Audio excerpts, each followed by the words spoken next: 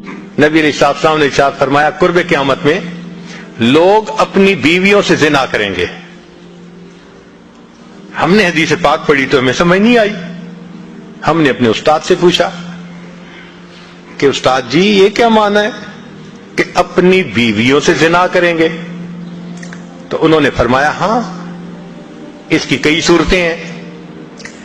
ایک صورت تو اس کی یہ ہے کہ مرد یا عورت کوئی کفریہ بول دے اور نکاح ٹوٹ جائے اور ان کو اس کا پتہ ہی نہیں کہ نکاح ٹوٹا یا نہیں. اور واقعی آج تو کفریہ کلمات کا علم ہی نہیں لوگوں کے پاس. بہت سینسیٹیو مسئلہ ہے یہ. مالا بدہ من میں فارسی کی کتاب ہے, ہم مفتی صاحب سے پڑھ رہے تھے تو جب انہوں نے کلمات کفر پڑھائے تو ہماری آنکھیں کھل گئیں.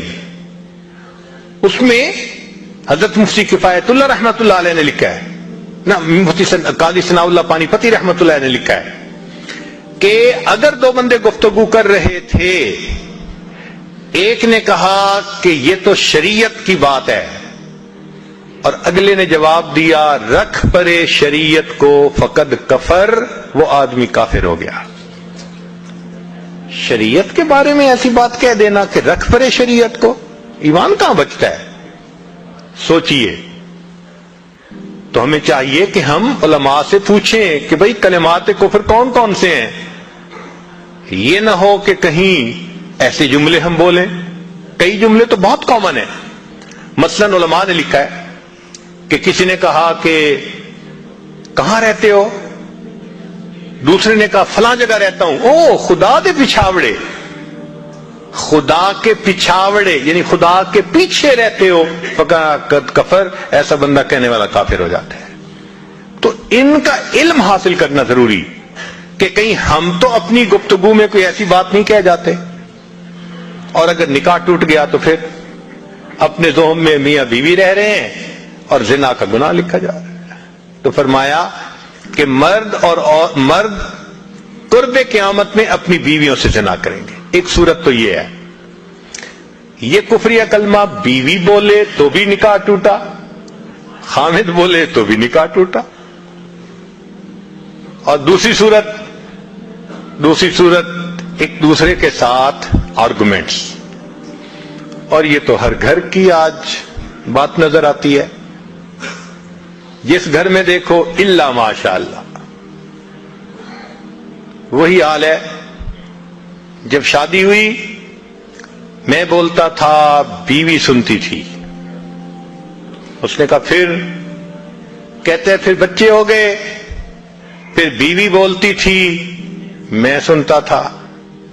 اس نے کہا پھر, کہتے پھر ہم دونوں بوڑھے ہو گئے, ہم دونوں بولتے تھے محلے والے سنتے تھے. تو بڑھاپے میں آرگومنٹس اور زیادہ. اب ان آرگومنٹس میں ہوتا کیا ہے کہ مرد کی زبان سے کنائے میں طلاق نکل جاتی ہے. کنایا کہتے ہیں کہ لفظ تو طلاق کا نہیں بولا لیکن بات ایسی کر دی کہ جس کا مفہوم طلاق والا ہوتا ہے, اس کو کنائے میں طلاق کہتے ہیں. اب یہ گناہ بہت زیادہ ہے کہ غصے میں کہہ دیتے ہیں چلی جا, مجھے تیری کوئی ضرورت نہیں آج کے بعد. اس قسم کے الفاظ کہ جس کا نتیجہ یہ نکلے کہ تو میری بیوی نہیں ہے, اس کو کنایا کہتے ہیں. اب اس کے مسئلے بھی سیکھنے چاہیے. بھائی نکاح کیا ہے تو کیسے ٹوٹ سکتا ہے, یہ مسئلے بھی تو آنے چاہیے نا.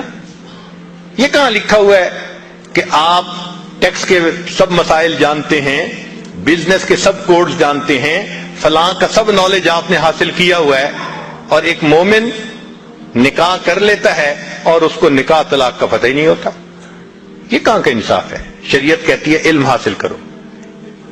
ایسا نہ ہو کہ کنائے میں طلاق ہو جائے, ہمیں پتہ بھی نہ ہو اور میاں بیوی مل کے رہ رہے ہیں. اور آج تو یہ معاملہ ہے کہ زبان سے طلاق کہہ دیتے ہیں, ہو بھی جاتی ہے, پتہ بھی ہے دونوں کو, مگر بدنامی ہو جائے گی, پھر ایک دوسرے کے ساتھ رہ رہے ہوتے ہیں.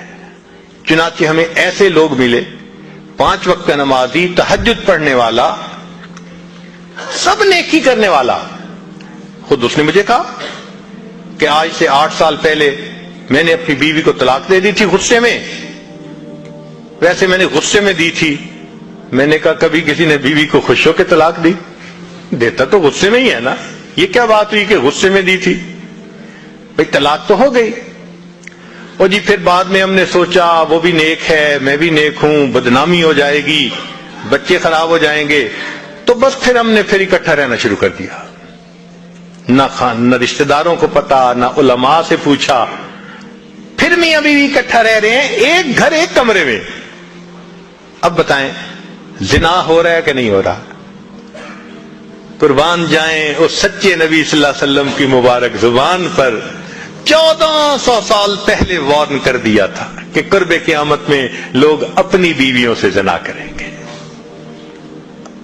آج اس بات کی ضرورت ہے ہم دین کو پڑھیں, دین کو سمجھیں, دین کو سیکھیں, تاکہ اپنی زندگی شریعت کے مطابق گزار سکیں.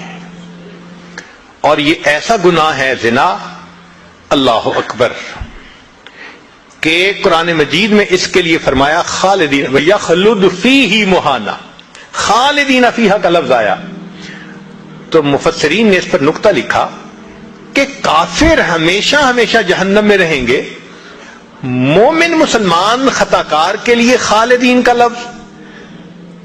تو مفسرین نے اس کا جواب دیا جی ہاں, یہ آپس میں انوالو تھے نا, تو کہتے تھے ہم کبھی ایک دوسرے کو نہیں چھوڑیں گے, ہم کبھی نہیں چھوڑیں گے ایک دوسرے کو.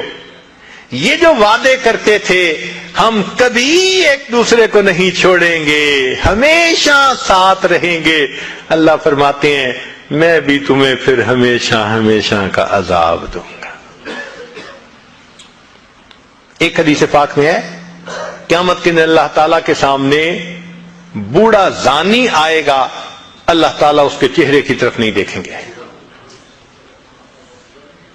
ایک روایت میں ہے قیامت کے دن بے پردہ جو ننگے سر پھرنے والی عورت ہوگی وہ اللہ کے سامنے کھڑی کی جائے گی, اللہ تعالیٰ اس کی طرف نہیں دیکھیں گے. یہ وہ گناہ ہے کہ اللہ تعالیٰ کی رحمت کی نظر ہی قیامت کے دن نہیں پڑے گی. آج اس سے بچنے کی ضرورت ہے.